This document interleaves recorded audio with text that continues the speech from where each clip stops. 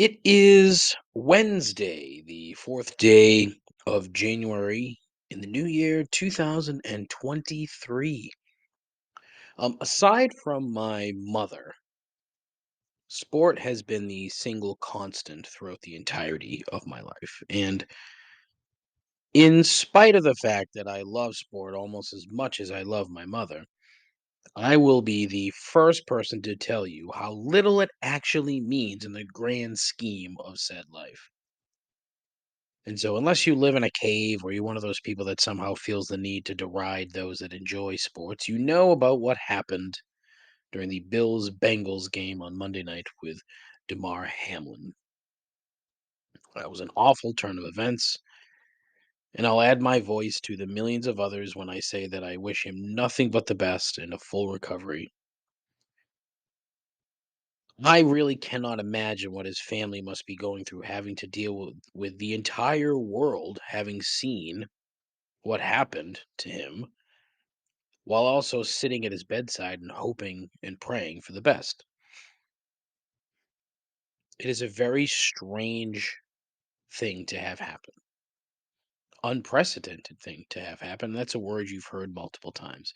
The coming days will be a real test for the players in the league, his teammates, the NFL, and the sport as a whole. And I certainly hope that whatever happens moving forward, and who knows, by the time this actually goes out into the world, something may have happened and changed. But um, whatever does happen, that we actually not complain about it and just sort of let it be. I'm not going to try and act as if, I have a clue as to what happened, and seeing as no one really gives a shit about what I say anyway,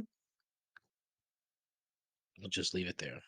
This is episode number 145 of Complaints and Observations. Still, the most less than average podcast on the internet. With a host who's the smartest person in the room when he's the only one there.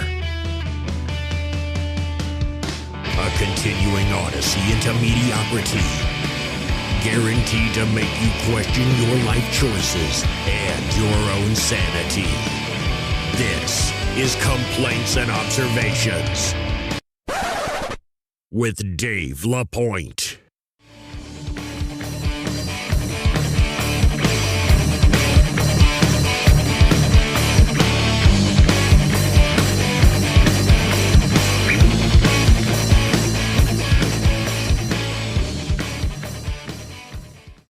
Who the hell is Dave LaPointe? I think he's a bum. I think he's an absolute bum. All right, what's up? How are you? Back to nonsense.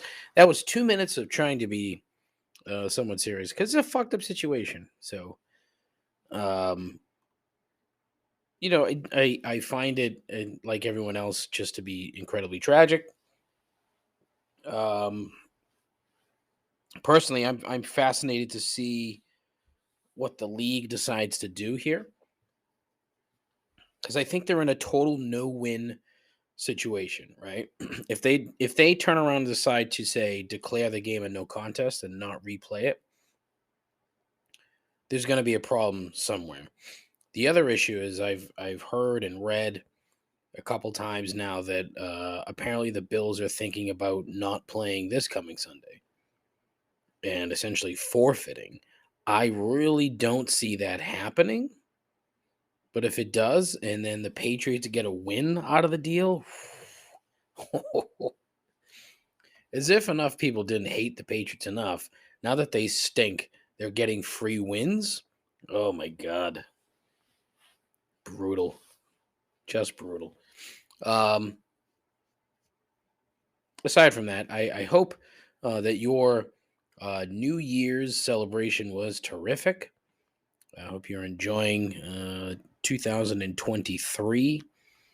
For some reason, saying that number sounds more strange to me than, like any of the 2020s or anything like that. 2023 seems like a much bigger number. I don't know why that literally just dawned on me, but it did.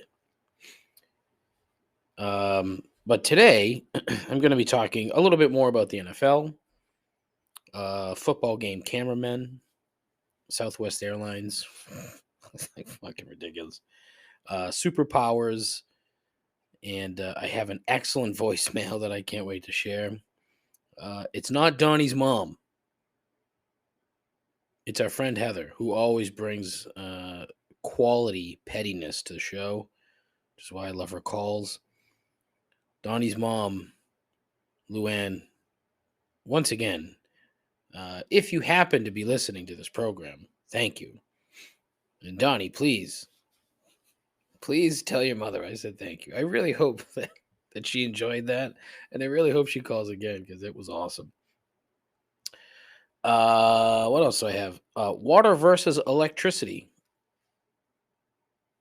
Something that popped into my head the other day.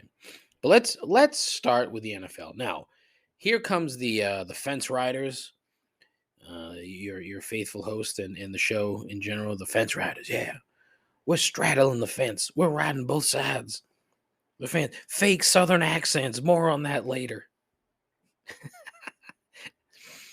The fence riders.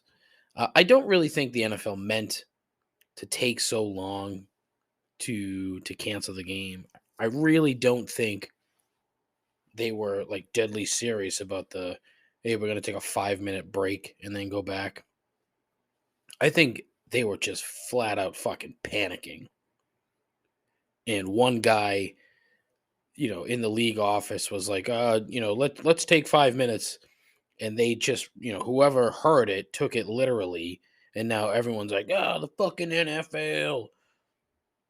Taking 5 minutes. Like, no, I highly doubt that's how it went. But they were probably and rightly panicking.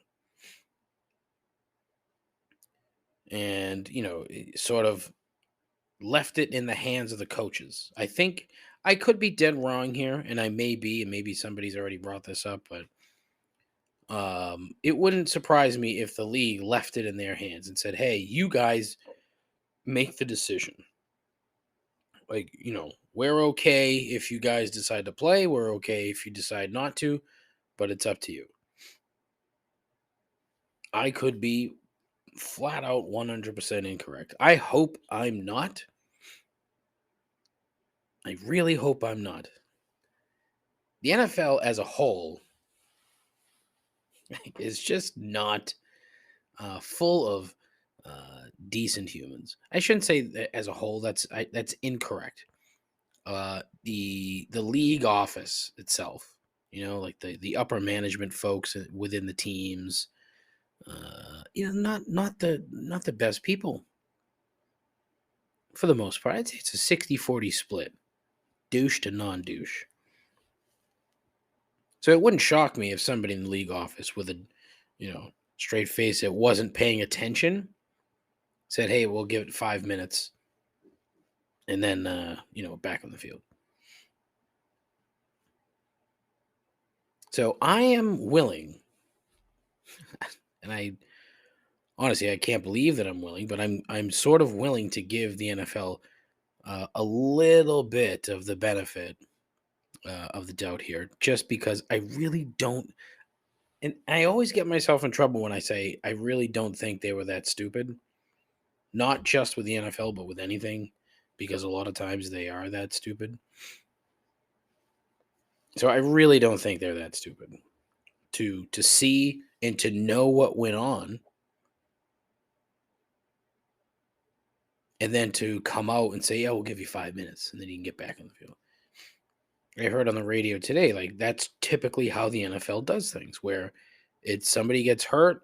If it's severe enough, they bring out the meat wagon, they toss the guy in, off he goes, and they're back playing again. They hadn't come across this particular quote injury end quote before, so it's I think they went into a full-on panic. So let's settle down on this 5-minute nonsense. I would love to know who it was that said it. Because if it's like the assistant to the traveling secretary, it doesn't mean much of anything. So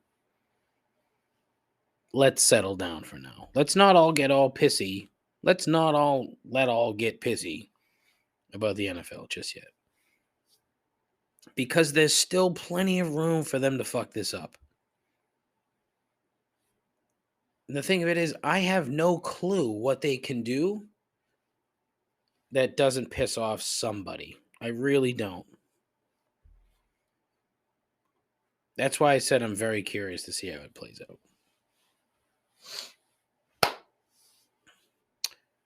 Also, this weekend was the playoffs for the college football. Who's what's it?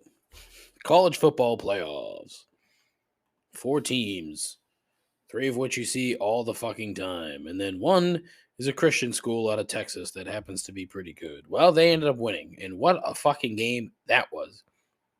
Holy hell, that third quarter was the most flat out bananas football I've ever seen. There were 44 points scored in the one quarter. 44. 44. How many yards was that? 44? Not really.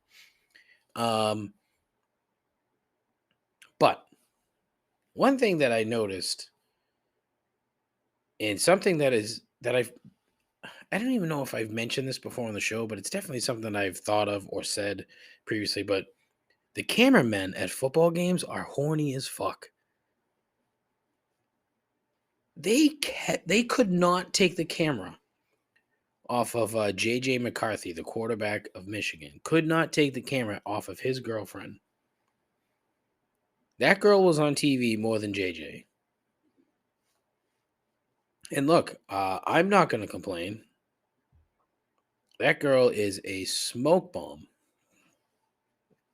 But I think one and done, cameramen, ABC/ESPN, keep it in your fucking pants, boys. It's not necessary. The reaction shot of the family every time there's a touchdown it's a little overdone. But the best part is that like fucking JJ's dad gets caught like sneaking taps on his on JJ's girlfriend's ass.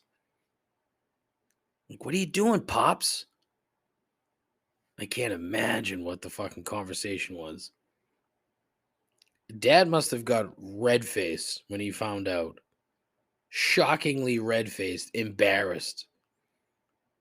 JJ's mom is like, what the fuck are you doing touching her fucking ass, you fucking pig? I don't know where JJ is from, but I assume that it sounded very similar to that. You fucking pig on national fucking television while your son is playing football? What am I supposed to do? How am I going to say, what am I supposed to say to her mother?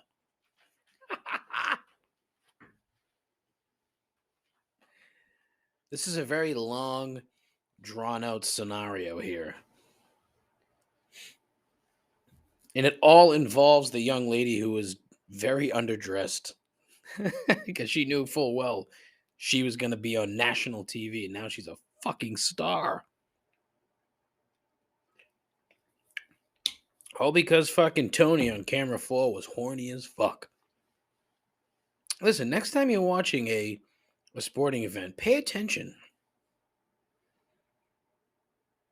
Pay attention, because there's a lot of horny ass cameramen. And they are. And probably horny ass producers too, because once they get a glimpse of, like, oh shit, we're gonna make sure we show her more often.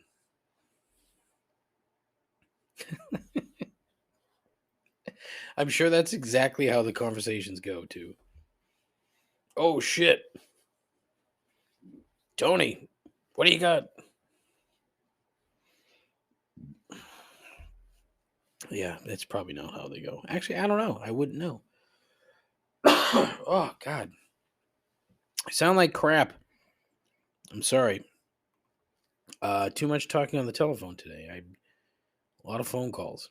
None of them were for me, which is such is life when you're at the bottom of the totem pole. You know what I mean? Or at the top of the totem pole, which apparently is the true statement. What else did I have here? Let me get my bearings. Sit tight.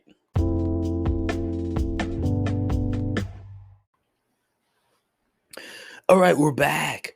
I still really don't have my bearings about me, and partially because all the shit that I wrote down to talk about this week is all over the map.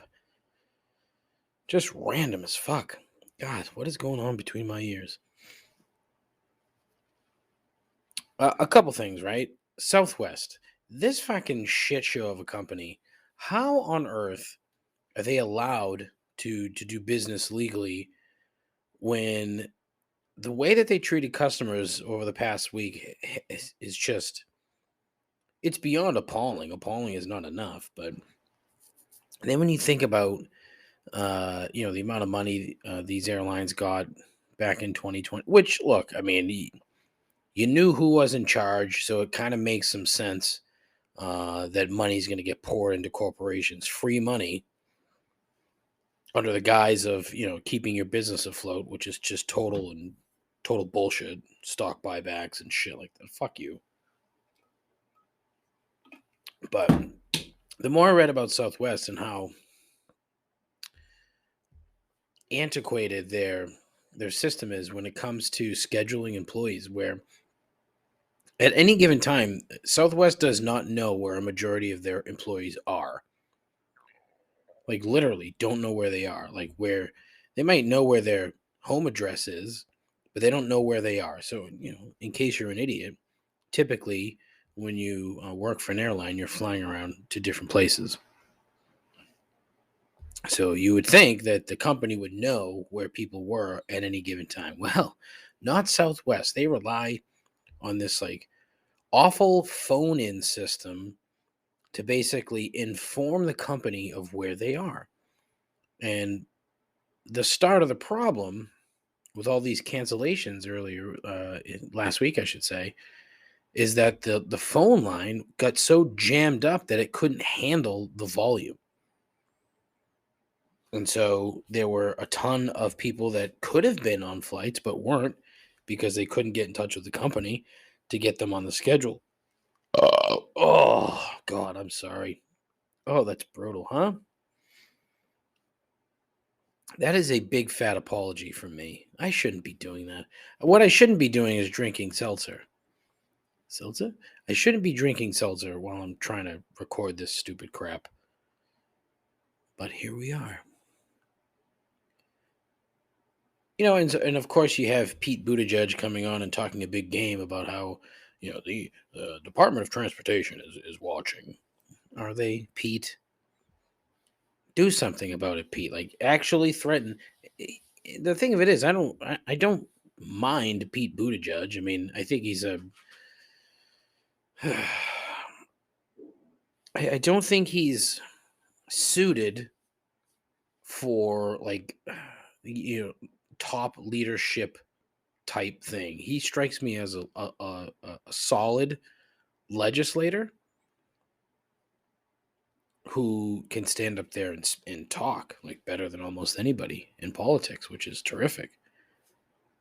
Except when shit's actually going down and he needs to stand there and make a point. And I don't really think he did. He could have said, listen, Southwest, like, clean up your fucking shit, or we're going to start finding you. We're going to start finding ways to fuck you over. But no, it was just, we're keeping an eye on Southwest to see what's going on.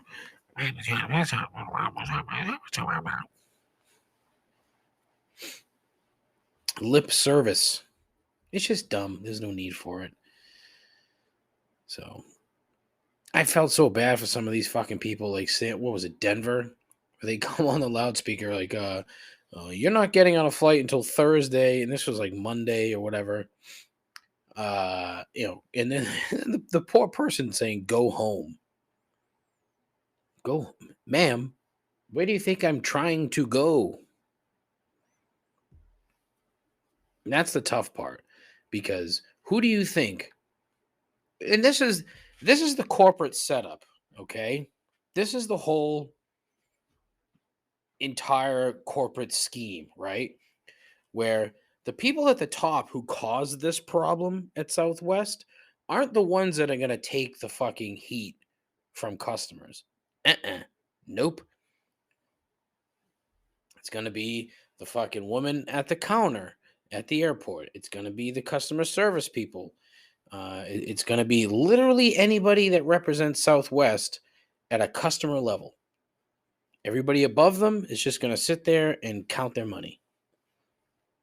And that's exactly how they want it, because companies like Southwest know that they can get away with fucking murder and disrupt an entire system for a number of days and inconvenience thousands and thousands of people and suffer zero consequences. Zero. But you know who does? Fucking the people that are standing at the gate with their little Southwest vest on, and they're getting berated. And so what do? Well, they get scared and they call the cops, like, hey, these people are threatening us. And then the cops come out and the cops act like douchebags, and then that turns into a whole fucking thing. It's an unwinnable situation for everyone other than the top brass at Southwest Airlines, because they don't give a fuck. And the worst part is they all come out with statements about how, customers are our number one priority. Here at Southwest, we like providing our customers with shitty airplanes, no actual service, and random seats, but we love our customers. Yeah, because they fucking pay you to get from point A to point B. I haven't flown Southwest in a long time. I hope I never have to again. The airline industry is such that if people really wanted to make a company suffer, they could. They literally could. You want to know why? Because there were plenty of options. And then you had a lot of people on Twitter posting searches for one-way flights from wherever they were stuck to wherever they were supposed to go, and the price gouging was through the fucking roof. My assumption is that it was strictly like a response that an algorithm on Google or whatever creates. It's not really somebody at Delta going, "Whoa, I can charge $4,000. Sound like Dracula." I don't think that was the case. At least I hope that's not the case, but who the fuck knows? How would you know? You wouldn't. It doesn't really tie into my next point, but it's I don't want to say similar. It really isn't. It really has absolutely nothing to do with what I'm about to talk about. But as a wannabe ad man, I do take particular joy in seeing similar companies who cannot, for the life of them, differentiate themselves. And case number one, banks, right? I need someone to tell me what Bank A and Bank B would do for the common person that would be vastly different from each other. Unless you're offering me free something or an increased interest rate, tangible benefits, there is zero, and they never talk about those in these commercials. The commercials don't sit there and list, like, hey, that savings account that you'd get 0.005% on at your current bank. Well, come on over to Dave LaPointe Bank and I'll give you 0.0010% interest on your savings account. You know what I mean? Like, there's no tangible. They all advertise, a mortgage with an interest rate that is pretty comparable to everyone else. They all advertise a checking account that is pretty comparable to everyone else. The only thing that's different with banks is that their stupid fucking slogan is different. And it's always fucking dumb. It's always stupid.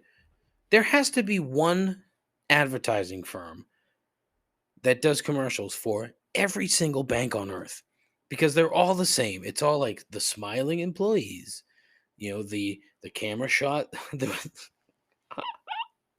the camera shot of the bank, and then the voiceover guy going, "Your neighborhood bank. We care about your money because we want to fucking take it." Like, there's nothing. What is the difference? I mean, honestly, it's convenience more than anything, right? And if you're not a credit union, you're nothing. Like, a credit union used to be a big deal. They're dying a slow death. But like now, buttfuck bank and assfuck bank are the same bank. There's no difference. You're just putting your money there. It's all federally insured, so you're not going to lose it. I just can't stand the bullshit with banks. Like, oh man, like I would put money. Here it is. Here's what would differentiate banks. If I saw a commercial for a bank that said, "Look, uh, we're not really that much different from your current bank, but we're not going to bullshit you. We're telling you that right up front. So here are the locations that you could go to if for some ungodly reason you still need to physically go to a bank.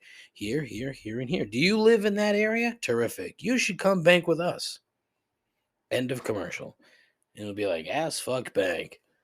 We have banks near you." End of. That's it. That's the ad. Boom. Done. And I don't know why I just came up with two banks called Buttfuck Bank and Ass Fuck Bank. The hell is that?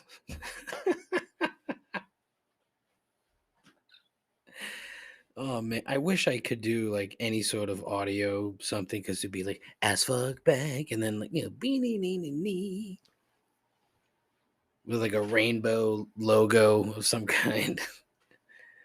Oh, that sounded so gay. David, why did you do that? That wasn't my intent. Wasn't my intent. I'm not homophobic. Yet I just named two banks. Oh, God. It's a good thing only two people listen to this fucking stupid show. Because it is stupid. It is really goddamn stupid. You know what isn't stupid, though, is South Shore Bar Pizza. Talked about South Shore Bar Pizza on my show multiple times. A big shout out. Congratulations to who won? Who won? Who won? Who won? Linwood? No. Who the fuck won? Why can't I remember who won the damn tournament? Oh, I am the worst. Nope, it was Poopsies again. I'm sorry. Poopsies again.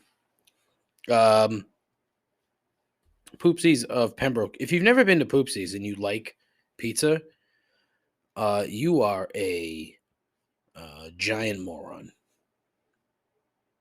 Because Poopsies is really good.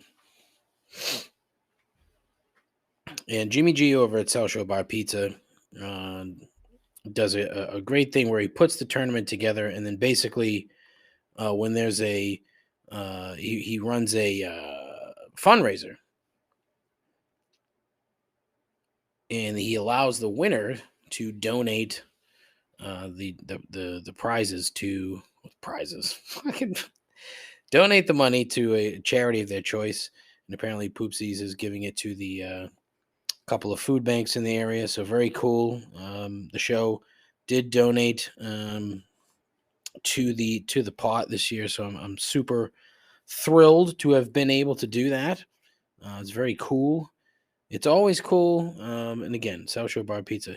The real cool thing is I actually made South Shore Bar Pizza at Gillette Stadium at the tailgate. Listen, It's my first attempt. I borrowed some pans, the 10-inch pie pans from my buddy Jeff. Shout out, Jeff. Thank you. Um, yeah, just some dope shit. I used bagged cheese. I used, jarred sauce. But honestly, the pizza oven that we've got, my wife bought it. Saw a pizza oven at BJ's. It was $100. We bought it. I'm thinking, what the fuck? I don't want this fucking thing. I didn't really think it'd be, that great. The thing is awesome. It's awesome, and I can't wait to make more goddamn pizzas in this thing.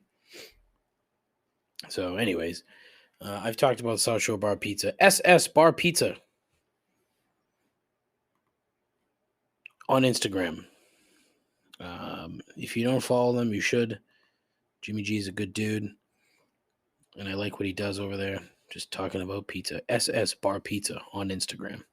Check it out, man.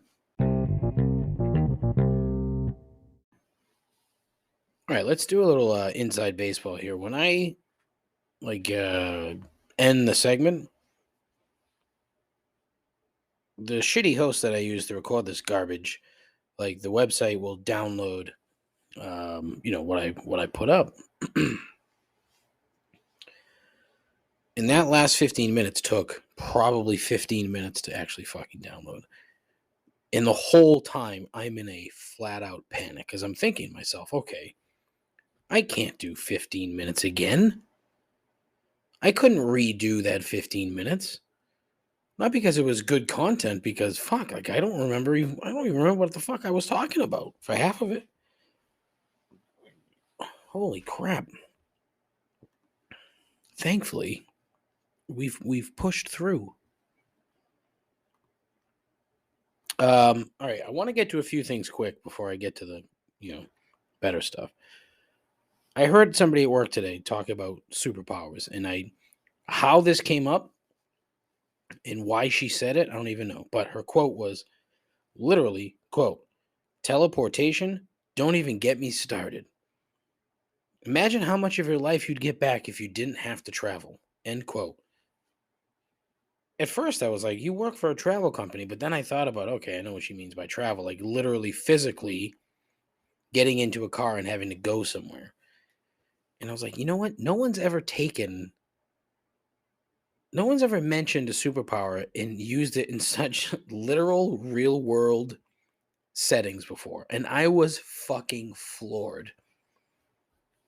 Literally, where I had to turn around and say, that may have been the most insightful superpower thing I've ever heard in my life. And she was like, yeah, this is something that comes up all the time. And I'm like, oh my God, this girl might be a fucking genius. But anyways, it makes so much fucking sense. Imagine how much of your life you'd be able to get back if you just didn't have to, I don't know, fucking leave the office at 5:30 to take an hour and a half travel time to get home. If you could just hold on, let me wet my fingers there. Nope, that was terrible too. Shit. If you could just, God, I can't snap my fingers today. Dry. And then just like that. God, that's awful. Boom. You're back home. You just, twitch your nose or close your eyes or whatever. You drop a smoke bomb, you walk through it, that's how you teleport. That really should be like the only actual answer. Because I mean, what does any other superpower really get you in a real world human sense, right? Super strength. Big fucking deal. What is that? Everyone's gonna be asking you to do shit. And you know something? When you try to get somewhere, you still have to get in the car and go. Oh, you want to fly? Guess what? You still have to literally jump in the air and fly to wherever it is you want to go. Teleportation is where it's at. Random thought that I just overheard at work, and I'm still kind of blown away by it. Random point number 2. It's getting to the point now where I am working just to pay utility bills, so like electricity and oil, because what I just paid last month is, well, this month, no, last month, Gasly, not Gasley or GSS. How do you spell Gasly? Is not a word, but Ghastly is a word. Oh fuck! Whew. Thank God the show's almost over. Huh? It was a lot of fucking money. And it got me thinking, because then my wife's like, "Oh, I got the water bill," and the water bill was like nothing. It was pennies compared to what I paid for. I paid more for like a month's electricity than I did for probably the entire year of water. Think about that. Think about that. And then ask yourself, which of those two things is more important in life? Water or electricity? Electricity that's a convenience. Don't let anybody tell you otherwise. Like, you physically, your body needs water, right? If you want to break it down to simple terms. Yet for some reason, the electricity to power this microphone so that this crap can come out of my mouth and be recorded onto the internet somehow costs more than water that would keep me alive if need be. Do you see what I'm getting at? And it made me want, as I'm sitting there in the shower this morning, taking a shower, I'm thinking, all right, how the fuck does this happen? Please don't think about me taking a shower. It's fucking gross. Nobody needs that visual. But how is it possible that we're paying more for electricity than we are for water? And why is it that water is like a second class citizen in the grand scheme of utilities? Probably because I don't know that, again, as with most shit that I talk about on the show, I don't know for sure, but I wonder if it has something to do with like the various municipalities managing their own water and water supply and water, distribution and everything else, as opposed to the regionally monopolized power companies. That's my guess, is that no one has figured out how to monopolize water yet. Give it time, because it's coming.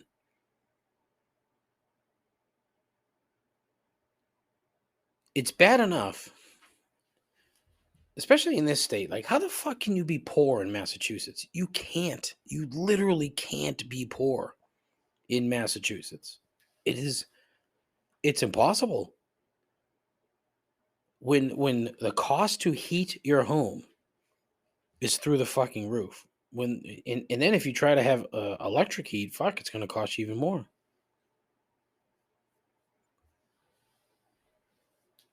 Why anybody willingly chooses to live in Massachusetts blows my mind. Blows my mind.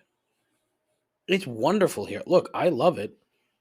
Born and raised here, I think that there's no better place on earth. But guess what? I'm not dirt poor.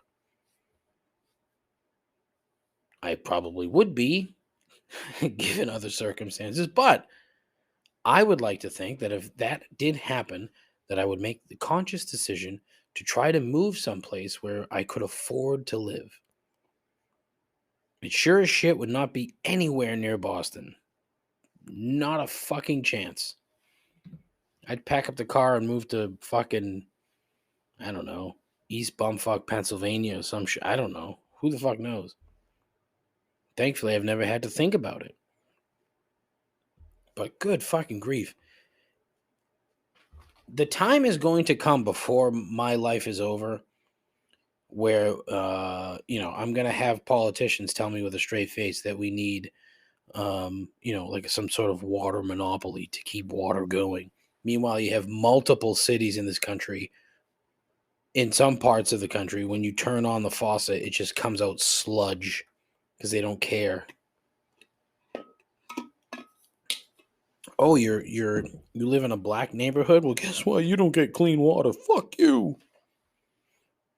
Foolish bullshit. But it's coming. It's coming. You know what else is coming? A brand new voicemail. And look, you too can get in on the action. 617-657-4736. There's no reason why you can't also call the show like Heather does. Heather is a very highly educated young woman, mind you. I question that education because she calls my show. But honestly, I love it. Can't get enough. And don't take that as a slight, Heather. Please keep calling the show because everything you bring to the table is terrific.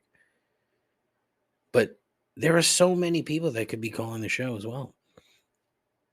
Everybody complains. This is what I don't. This is why it bothers me that that I don't have more listeners. The reason that the show is like it is because I don't have like the audience participation that I really assumed I would have. I thought for sure people would be on board with complaining and observing because everybody does it, literally. And here I'm providing an outlet. I'm providing an outlet for you to fucking bitch and moan, make fun of shit, and make fun of people. But so many people are choosing not to. But you know who is, thankfully, my dear friend Heather. So thank you. So here's Heather with another fucking gem. Hey Dave, it's me, Heather. It's been a little while since I've checked in and explained, so I thought it was about time given the holidays. So recently I was on a little road trip with one of my friends, and we passed a store called Stoves and Stuff. And at first I looked at it a little alarmed, like, oh, okay, that's interesting. But then I was like, what a fucking genius idea. Like, you are promoting exactly what you're selling. And stuff, it's kind of broad, but I'm assuming that it's like, appliances, kitchenware, stuff like that. My friend had the audacity to say it was a terrible name, but I'm like, no, it's a great marketing ploy. Like, now I'm going to Google this later, and I'm sure you will too, to be like, okay, tell me more about soap and stuff. So then it got me thinking about how terribly named all businesses are. Like, CVS, what the fuck does CVS stand for? No one knows. Walgreens, they don't sell walls. Roach Brothers, Roach, like, I know it's a last name, but, like, you couldn't have thought, maybe not for a food store. And Stop and Shop is okay, because that makes sense. Like, you stop and you shop. But Shaw's? No, I don't get it. Maybe I'm missing something there on that one. So I just think as a society, we should all just market to what we're actually selling instead of this lame excuse to come up with these creative names that don't actually make any sense. And throughout the years, once the person who created it dies, none of us remember what it was supposed to stand for. Let me know your thoughts. I'll talk to you soon. Bye. As always, Heather brings the heat. So thank you as always. I too have always wondered why businesses and companies aren't named literally. Like the example she used, stoves and stuff, right? Of course I Googled it. And guess what? There are literally two. Two no there's stoves and stuff. So stoves apostrophe n stuff. That they sell stoves and stuff. And it is Northeast Pennsylvania's premier provider of alternative energy home heating products. And then there's stoves and stuff, which is they sell pellet stoves. They're the pellet stove pros, and they're in Westfield, New York. So I don't know where she was, northeastern Pennsylvania or Westfield, New York, wherever the fuck that is. Where is North? What is Westfield, New York? Where are you? Oh, well, wherever they are, they're fucking buried in snow at the moment. So, um, I don't know if she was up near between Erie and Buffalo. Ooh, brutal. That ain't good. So I'm gonna say she was in Northeast Pennsylvania. Stoves and stuff. Um, just so you know, CVS stands for Consumer Value Store. And quite frankly, like that would be a much better name than just CVS. Like, why do you think like the Dollar Tree and the dollar store like do well? Family Dollar. Why do you think those stores do well? Because they put dollar in the name, and it just makes people think, oh, this shit's cheap. So hey, where's your pharmacy? Oh, over at the consumer value store. What is it? I mean, are we that fucking lazy that we can't sound out 3 words? That's like what, 7 syllables? No, we just need three. We we need this country is full of dummies. We need to shorten the name.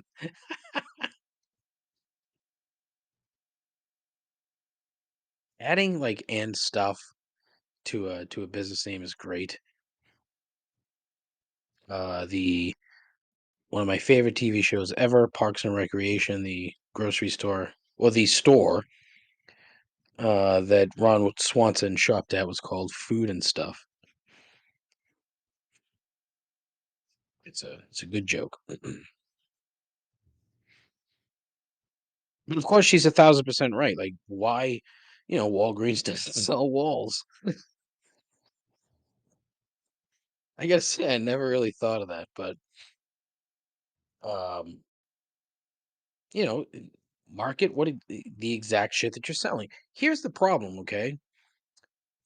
And this might be a tad inside baseball, but there are companies out there that literally get paid by people to come up with company names. And a lot of companies that you know full well have actually paid people to come up with their stupid ass names. For example, a former employer of mine, Wayfair. Like they used to be called like what was it, like speaker stands and more or something like that? I think that's what it was. Like no, racks and stands is what it was called. Racks and stands because they sold like stereo racks and speaker stands.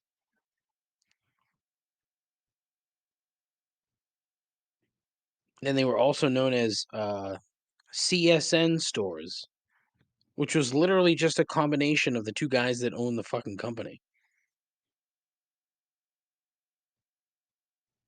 Nope, but then they paid someone, they paid a company to come up with Wayfair. They put 2 words together, called it Wayfair. Poor Wayfair. They are, boy, that is not good. They are not doing well, Wayfair. Um, it was really fucked up that they did so well during COVID. Like they did really well. And yeah, now they're not doing well. It's funny. I'm looking at the Wikipedia page, and there's a note about an employee walkout in regards to selling beds to a temporary migrant detention camp. Yeah, that was my department. Yep. So yeah, you have to lay off all kinds of people. I don't know why. I'm in the weeds. I'm in the weeds. Um, but yeah, fucking hell. When you can't accurately describe what you sell simply by the name of your business, you're doing a disservice to potential customers. It's probably not the same now than it was like in the straight brick and mortar days where if you didn't describe what you sold on the front of your building, no one was gonna fucking know what you did.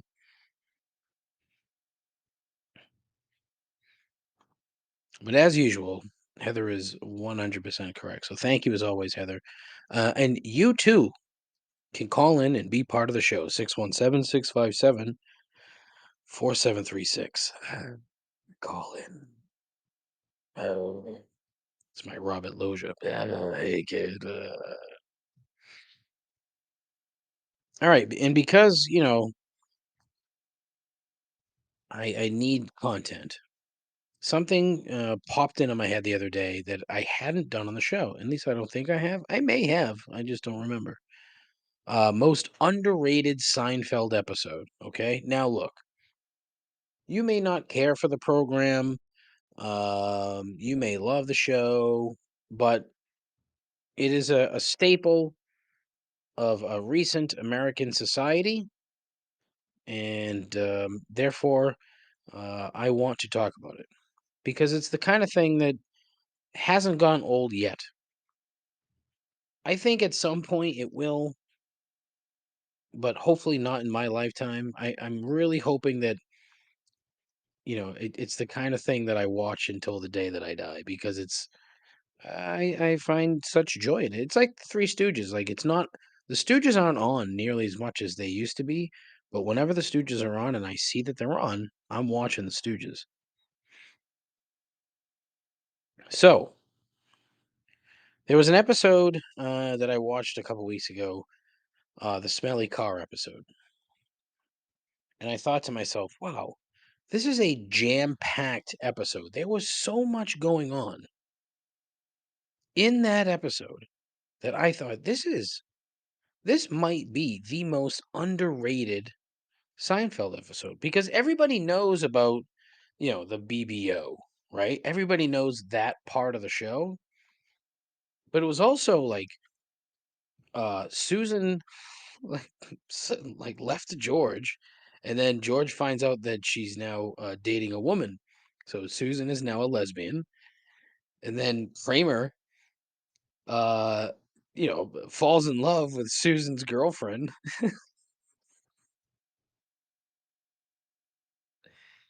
And George finds Susan far more attractive because she was a lesbian. It's a great show. Like, obviously the BBO is the big theme of the episode. And I liked the fact that Elaine got sort of really tied in to the main theme of that episode, yet not intimately associated with said theme. You follow what I'm saying? So I'm gonna throw it up on the Instagram page. I'll throw it up on Twitter at Complaints Pod. I'll even throw it up on Post, which is a new social media thing that I really don't know anything about. But if you want to join Post,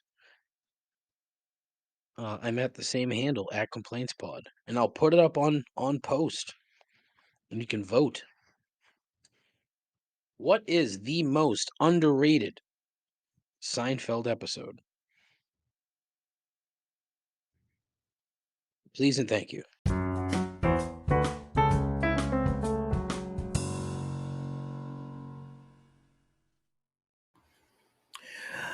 As it is Wednesday, it is time for everyone's favorite part of the program. It is the end and three gripes. Gripe number one, country music. Country music. The Patriots game on Sunday, this past Sunday, the final home game of the season, featured an anthem singer by the name of Timmy Brown. Timmy Brown. Turns out little Timmy is a country singer and sings with a southern accent, except that motherfucker is from Norton, Massachusetts. That's right, the bullshit fucking southern accent. Why the fake accent, Timmy? What the fuck, pal? And it was, blatantly obvious. Anybody with a fucking pair of ears could figure out that this wasn't his actual accent, mainly because they said, they actually said he was from Milton. But then his bio all over the internet says Norton. So clearly he's embarrassed by his actual accent and where he's actually from. So he seems like a fucking great guy. least fucking lie about it, Timmy. Timmy. Say you spent so much time with your fucking Meemaw and your Peepaw down in Alabama that you suddenly woke up one day and that bullshit just came out your mouth. I would have to imagine that actual country artists fucking hate guys like Timmy that pull that shit. Not only that, but you're calling yourself fucking Timmy Brown. Timmy Brown. It's fucking soft. And it's terrible. Timmy, like honestly, it's a stupid fucking name. If you're over the age of 12, no one should be calling you Timmy. And his name could very well be Timothy Brown. Right? He's not going to call himself Tim Brown. He's not a Hall of Fame wide receiver. He's a bad country music singer. But fucking hell, I mean, I was pretty mad. I was also pretty lubed up at that point, but I was still pretty mad.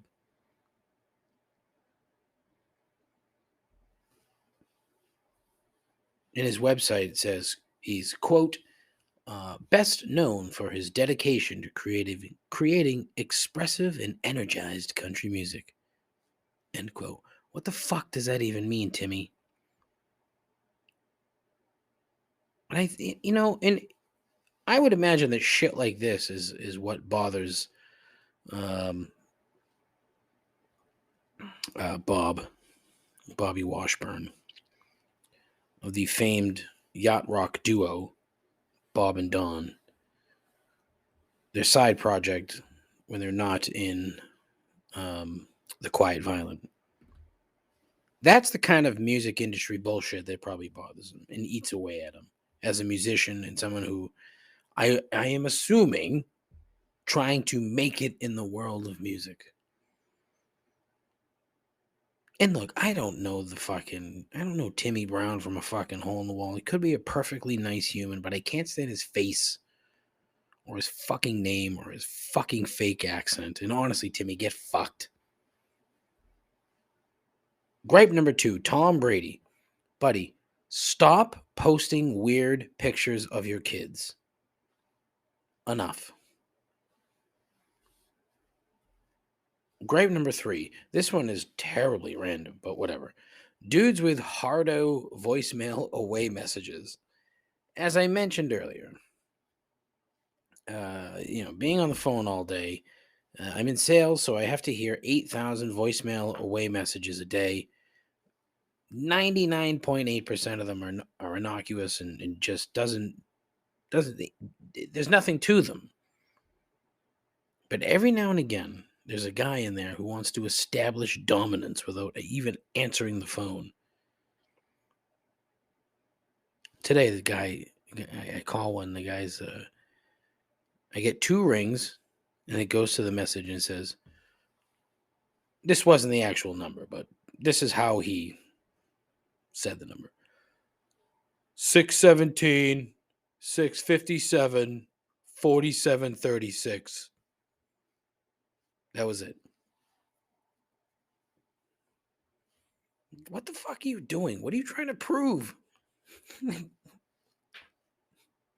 you think people are going to get scared and hang? Oh shit, he sounds like a fucking tough guy. I better hang up. No, you just sound like a fucking clown.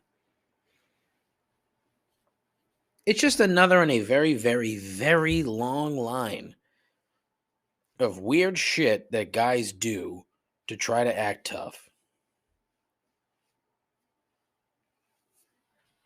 That would be a never-ending topic. Stupid shit that guys do to try to pretend that they're tough guys. Thankfully, I know I'm not a tough guy, so I don't do any of that garbage. You know what I do? You know how I prove that I'm a tough guy? I record a bad podcast. Not just a bad podcast, but hashtag.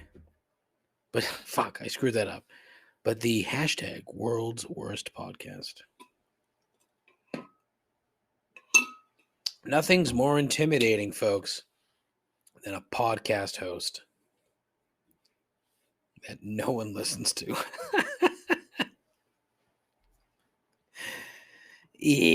Gross. Anyways, thankfully, that's it. That's all I've got for you this week.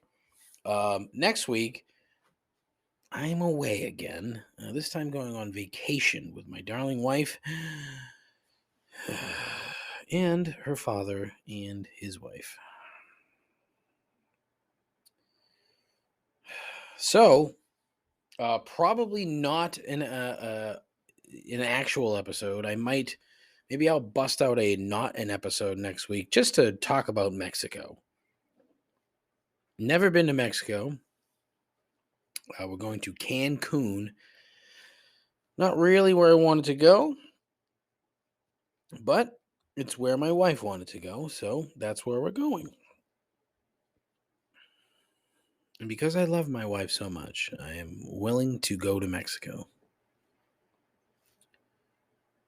I'm thinking to myself, oh, you know what? I'll book like an excursion to some, Mayan ruins, right? And I can say what, I shouldn't say that. I can't say what the name of the fucking temple is. It's like Chichen Itzka or so. I don't want to say it because it sounds stupid when I say it, and I'm saying it wrong, and it's disrespectful. So I don't want to do it. So I'm looking today and to try to book something, and I get like a warning, like, unfortunately, this excursion is no longer available due to mass demonstrations in the streets. Therefore, we're taking you to a different set of ruins. I'm like, oh Christ, really? Am I gonna have to deal with that? Am I gonna have to deal with? It's bad enough I have to deal with fucking people, dumb white kids in Boston blocking traffic. Now I have to deal with people in Mexico blocking traffic. Come on now. This traffic blocking nonsense is for the fucking birds. Cut the shit. Come up with a better way to protest. I just hope it's something worthwhile. Not like whatever these fucking stupid assholes in Boston have been like gluing themselves to each other or whatever the fuck they do. Always protesting oil. What the oil? God. So yeah, no show next week. No actual show next week, but I'll be back the week after. I'm in the midst of negotiations, brief back and forth on Instagram with Bob, with Bobby Washburn, to try to get him and Donnie on the show to talk about the band, talk about the Quiet Violent and what's going on and new music and whatnot. And then Bobby's going to complain about the music industry, which I am very much looking forward to. So fingers crossed that happens sooner rather than later. You can go to the Instagram page at ComplainsPod and the Twitter page also at ComplainsPod. That's where you will find the questions and the polls or whatever for your pick for the most underrated Seinfeld episode ever. You can also go to Facebook. I have a Facebook page, but fuck Facebook. I have a post page at ComplainsPod. I have a Twitch channel that I don't know what to do with. I have a YouTube page that I haven't done anything with. And I think that's it. Is that it? I have a website that I literally have not looked at in fucking probably a year. Good thing I'm paying for it. I think that's it, right? That's all I have for shit this year. 617-657-4736. Please, I beg of you to tell your friends. I beg of you to tell your mom. For Christ's sakes, complain about something. Or I know you saw something stupid over New Year's. I know you saw something stupid literally today, probably. Like, this is an opportunity to share anonymously. You don't even have to say who the fuck you are. I had some old lady call in. Probably wasn't an old lady. Complaining about music on a radio station that wasn't me. So you can call in. Nobody needs to know who the fuck you are. You don't have to say who you are. It's fine. But listen, as always, I also beg of you to take care of yourself and take care of each other. Okay? All right. Godspeed. Ta-ta.